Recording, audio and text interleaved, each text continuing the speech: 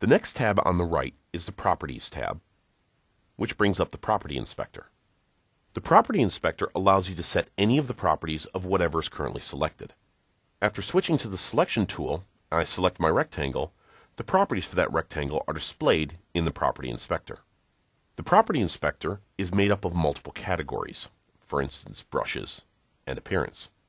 Each category can be collapsed so you can find the categories you're looking for more quickly, and the mouse wheel allows you to move easily up and down through the Properties Inspector. Many categories also have advanced properties that can be displayed with this small chevron here. Clicking the chevron will also hide those properties again, so they are not in your way. Because of the number of properties, the Property Inspector also has a search bar that I can click in and type any portion of a string, such as the bitmap, to find all the properties that contain the word bitmap. In this case, the bitmap effect is displayed, but since that was an advanced property, the advanced portion of the appearance category is already expanded for you.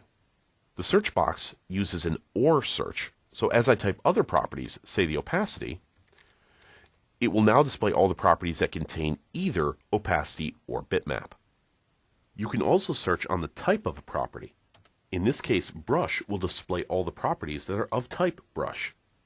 So at the moment, I'm showing all bitmap properties, all opacity properties, and all the properties of type brush. When you're done, you can simply highlight and clear out the text, or just click on the X button to restore yourself back.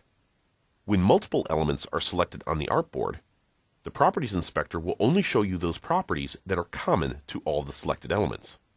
For instance, now, when I scroll to the top, the fill property that we saw in the rectangle is no longer displayed in the brush category, since an image control does not have a fill.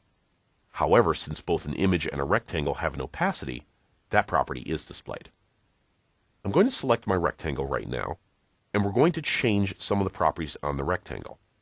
When multiple elements are selected, selecting one element or another will change the primary selected element, but still keep all of the elements selected.